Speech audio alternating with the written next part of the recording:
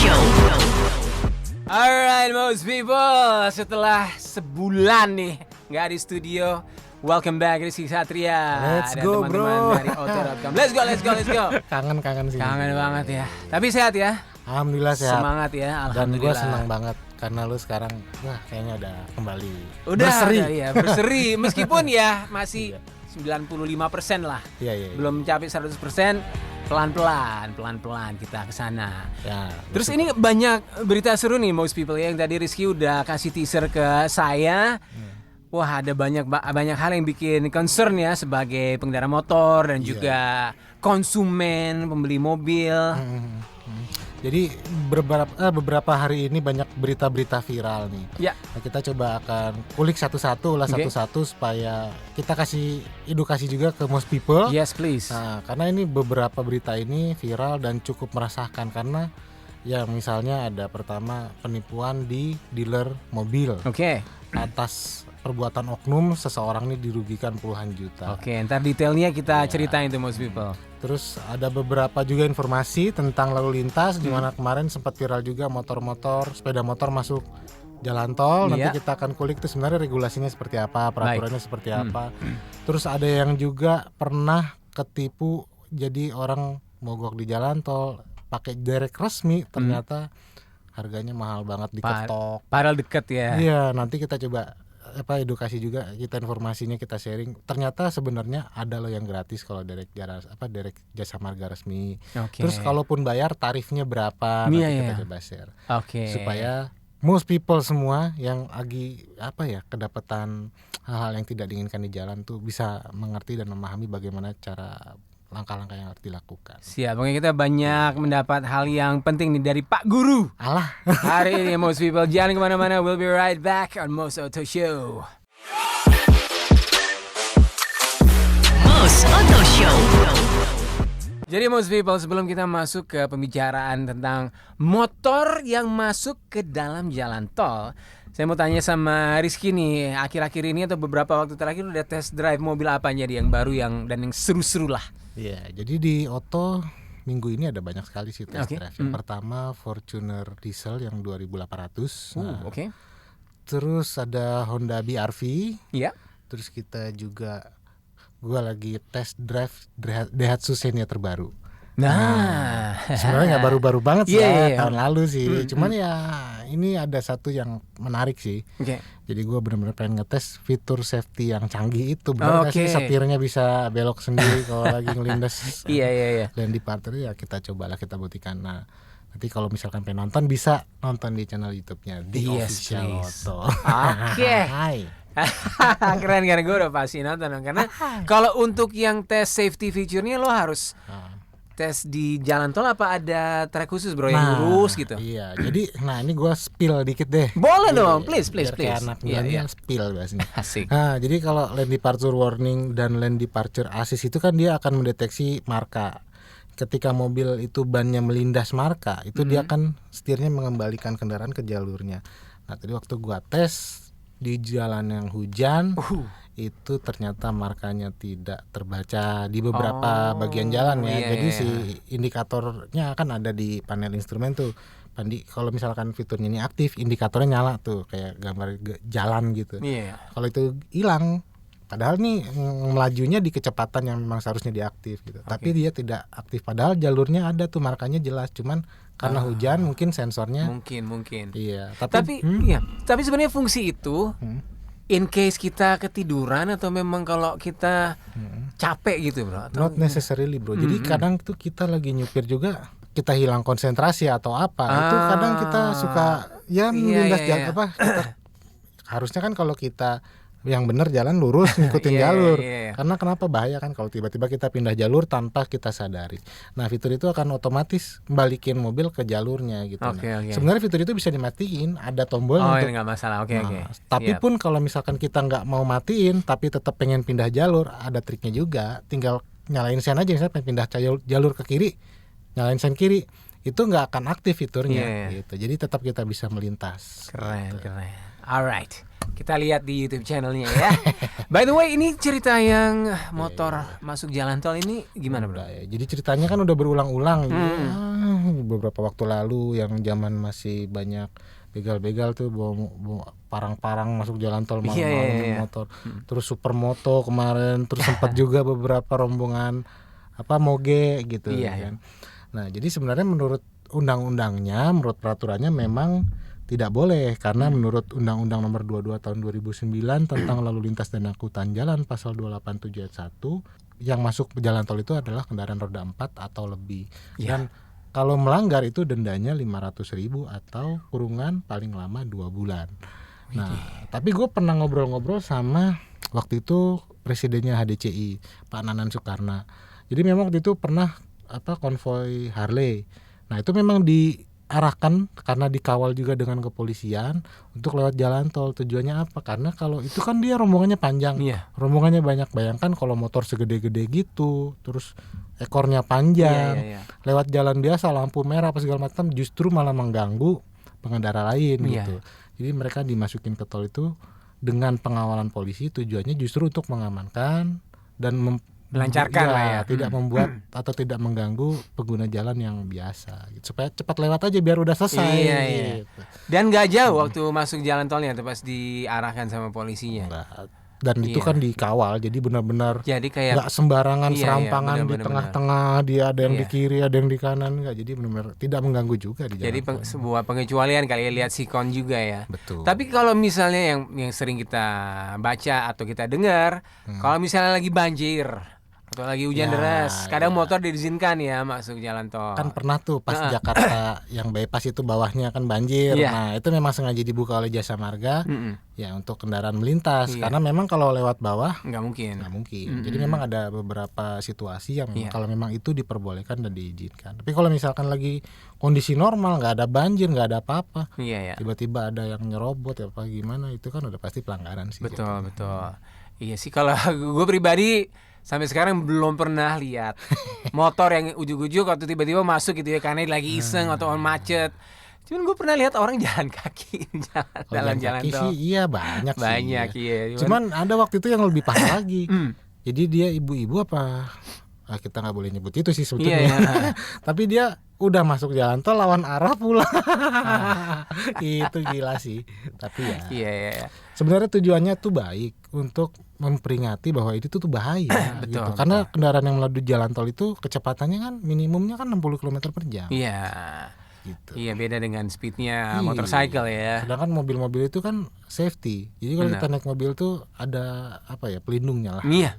Apalagi mobil-mobil baru dengan fitur safety yang lengkap. Kalau sepeda motor ada apa-apa di jalan tol kan bukan motor yang melindungi kita, tapi kita yang melindungi sepeda motor. Iya, karena amit-amit. Cuman kalau cedera ya cederanya langsung, nggak ada aspek pelindungnya ya. Oke, itu kita sudah bahas soal yang motor masuk jalan tol. Forget it lah, most people, kalau Anda pengendara roda 2 ya. Tapi nanti setelah ini kita mau cerita lagi tentang sesuatu yang akan membuat Anda bilang, wow, harus hati-hati ya. Jangan kemana-mana ya. Most Auto Show. Jadi most people, ada satu case nih ya yang harus jadi, atau ini sebenarnya jadi peringatan untuk kita sebagai konsumen, khususnya konsumen kendaraan roda 4 lah ya, karena ini kan sesuatu produk yang tidak murah dan kita harus ekstra hati-hati dan harus banyak consult kali ya sama orang yang lebih paham. Betul. Silakan bro, ini ceritanya benar-benar bikin gua gitu loh kayaknya. Iya. Jadi kemarin sempat viral di sosial media, ada seseorang yang ia mengaku sudah membeli 1 unit kendaraan. Nah, dia membeli Honda Brio E CVT di salah satu dealer. Jadi dia mencarinya di internet. Mencari di internet, akhirnya menemukan sebuah situs dan nyangkutlah ke oknum ini. Nah, jadi memang si oknum ini terlihat sangat meyakinkan. Kalau dia memang betul-betul adalah seorang karyawan. Iya, karyawan, sales gitulah dari dealer Honda yang dan bahkan ketemuannya di dealernya. Ketemuan di dealer dengan seragam, pakai ID card, pakai kartu nama, itu semuanya resmi, Terlihat resmi. terlihat Iya, resmi. proper resmi pokoknya udahlah, nggak mungkin nggak masalah nih, nggak mungkin bermasalah lah. Apalagi di dealer kan, bukan Nah, ketemuan iya. di pasar atau Iya, di atau mana. di kafe atau di mana gitu. Nah, cuman kebetulan waktu hari itu, hari Minggu, mereka ketemuan dijanjikan ada diskon 10 juta. Disepakati, terus untuk pembayarannya karena hari Minggu kasir tutup. Nah, ini si oknum ini menarik uangnya, Bu, transfernya, tapi tidak ke rekening dia. Ke rekening rekannya yang dia bilang adalah sales supervisornya. Oke. Nah, ditransferlah 10 juta.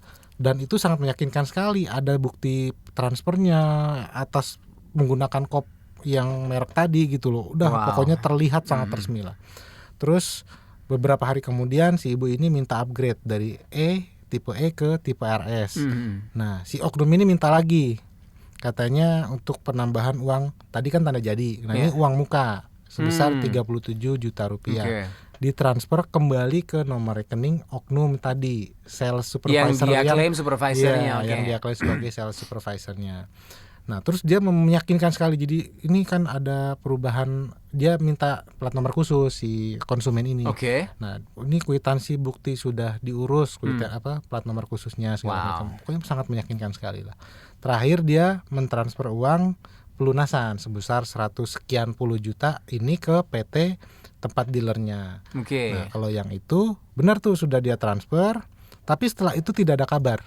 Si orang ini, si oknum ini ditelepon nggak bisa. Iya, iya, iya. Akhirnya dia datang kan ke menghubungi pihak dealer. Oke. Ya, saya sudah beli gini nih, minta dikirimkan bukti-bukti transfer dan pembayarannya. Semua dikirimin. Akhirnya pihak manajemen dealer mengajak ketemu, Iya. kan, mengajak ketemu. Setelah diketemuin ya ternyata bahwa oknum ini adalah seorang tenaga junior sales. Oke. Junior sales yang baru training 2 minggu. Oke. Ya kan. Nah, sekarang kan kondisinya orangnya kan nggak ada di mana kan. Iya. Nah, terus dikasih tahu juga oleh pihak manajemen dealer bahwa semua bukti-bukti pembayaran, bukti transfer tersebut adalah palsu.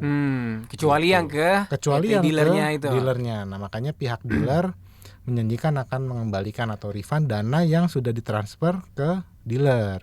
Tapi tidak bisa mengembalikan dana yang ditransfer ke rekening pribadi Oke. oknum tersebut gitu. Oke, jadi kalau Iya. kita review dikit ya, wajar si konsumen ini kena tipu karena everything looks resmi. Betul. Dia pakai seragam, ID card dan lain sebagainya. Tapi memang oknum ini kayaknya emang niat untuk melakukan itu.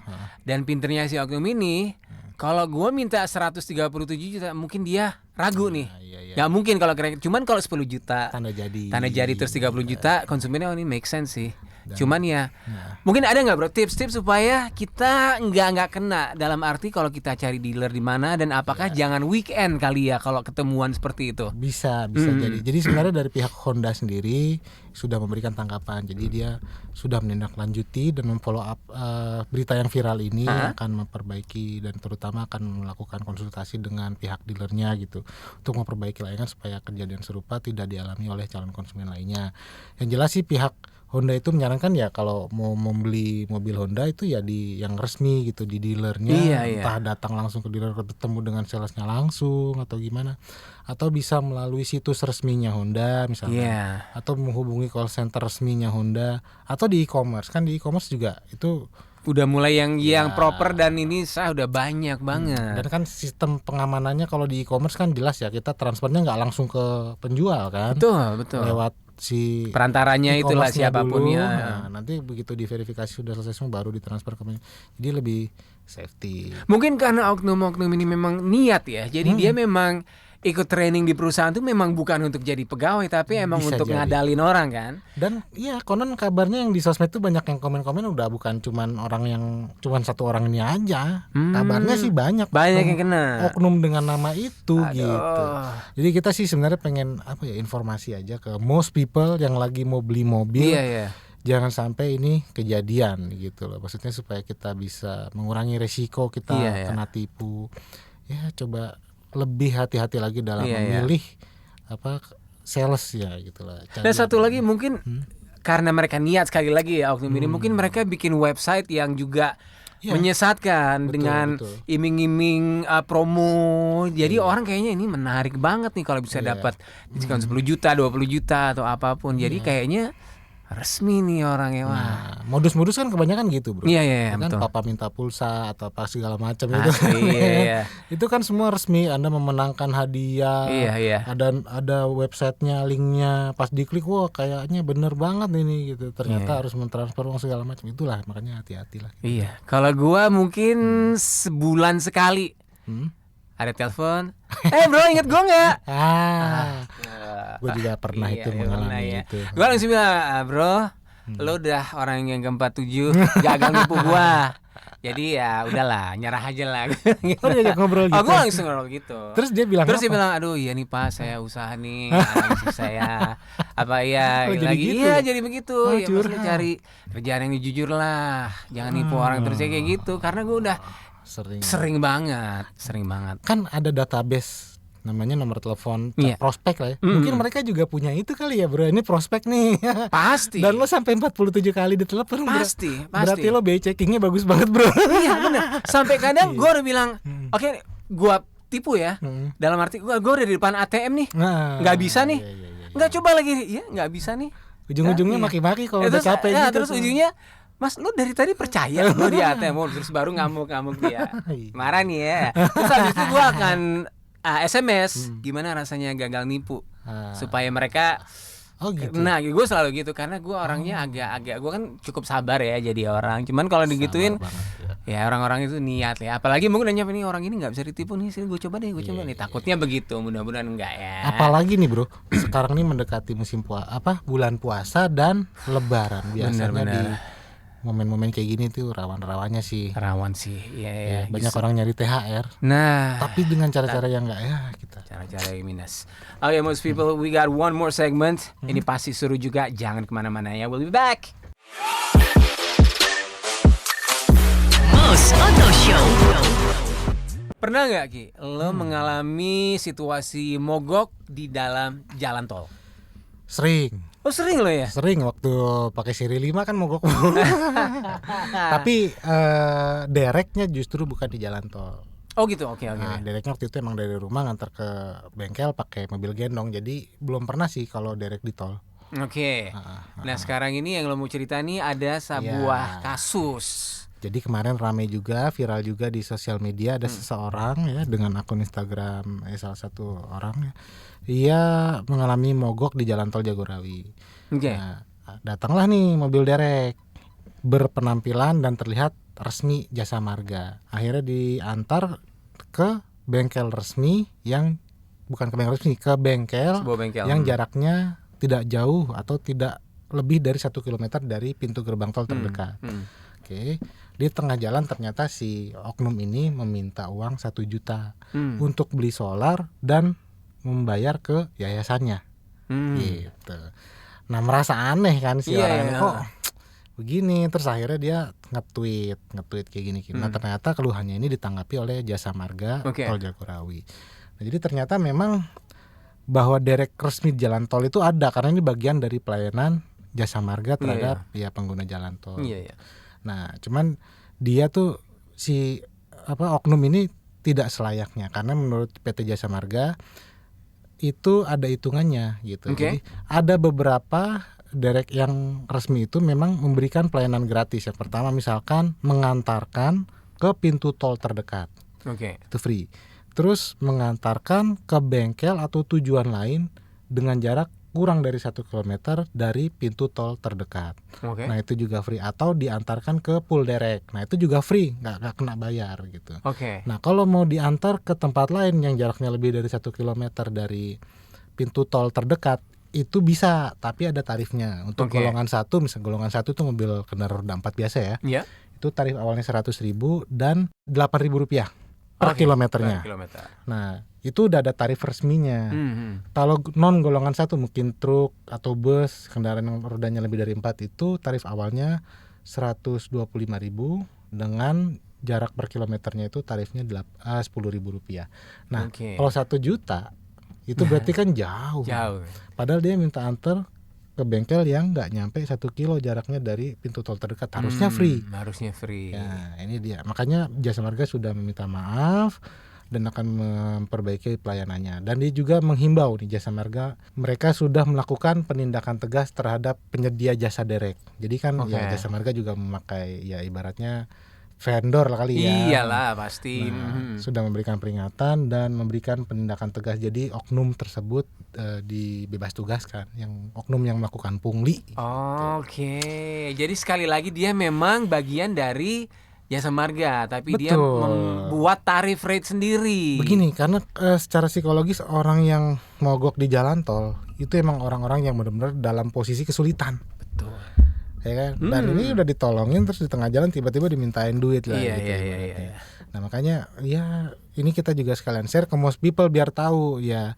Jadi kalau misalkan mogok di jalan tol ada derek resmi Jasa Marga, ya lebih baik kan memang harus derek resmi ya. Kalau Betul, enggak pasti betul. harganya digetok lah. Iya, iya, iya. Nah derek resmi pun masih ada yang pungli loh, bayangin kan gitu. Oknum-oknum tertentu gitu Iya, kan. iya. Nah itu ternyata free kalau cuman minta diantar ke pool atau diantar ke pintu gerbang tol terdekat atau ke tujuan lain yang jaraknya tidak lebih dari 1 kilometer dari pintu tol terdekat, itu free. Oke. Nah, kalaupun mau tujuan lain yang jaraknya lebih jauh dari itu, Iya, itu iya, tadi iya. ada tarif resminya dari Jasa Marga supaya Oke. tidak informasi ini tersampaikan sehingga bisa lebih paham situasinya, Benar, tidak benar. terjebak lagi kayak. Iya, dan kita juga harus ingat bahwa sebagai pengguna jalan tol memang Jasa Marga di situ untuk standby nolong kita kalau ada apa-apa. Karena itu pelayanan supaya pengguna jalan tuh merasa aman dan nyaman loh. Kalau misalkan nggak ada derek, kalau misalkan terjadi apa-apa terus gimana? Selesai di situ aja. Iya, iya. Nah ini ada solusinya loh, kita Iya, menyediakan. betul. Nah, gitu. Oke, terima kasih banyak nih Pak Guru nih. Banyak insight hari ini yang kita dapat ya. Dimana kita sebagai konsumen, pengguna servis atau jasa, kita punya rights juga dan tapi tetap harus hati-hati. Wajib. Jangan kepancing sama promo-promo yang too good to be true. Diskon-diskon yang kayaknya terlalu bagus kayaknya nih. Aduh. Dan kita juga ya sebentar lagi kan juga ya seperti lo bilang tadi kan, kita mau masuk bulan Ramadan. Betul sekali. Kita ngomongin pas lagi offer tadi. Tapi orang nyari THR dengan cara-cara yang ya sayang sekali bisa dibilang minus lah tekniknya. Oke. Oke, most people, terima kasih atas kebersamaannya. Makasih banyak. Rizky, my bro, thanks very much. Gue sama Rizky mau jalan-jalan dulu naik Xenia nih. Asik. Nyobain itu. Cari makan di Fitur mana safety gitu. ya? Boleh. Tapi gue masih siaran deh sampai jam 8, tapi nggak apa-apa. Next time, Iya, mudah-mudahan bisa lihat gue riding shotgun pas di sebelahnya Rizky nanti. Rizky, ada yang mau disampaikan lagi sama Udah most itu people? aja. Thank you very much ya bro. Thank you very terima much kasih. bro. Thank you Selalu most people. Tetap most people. dengerin Most Auto Show dan Yes. Drive Time Dan Drive. with Johnny White. Thank you juga Rizky dan teman-teman dari auto.com. Yes. See you next week. Most Auto Show.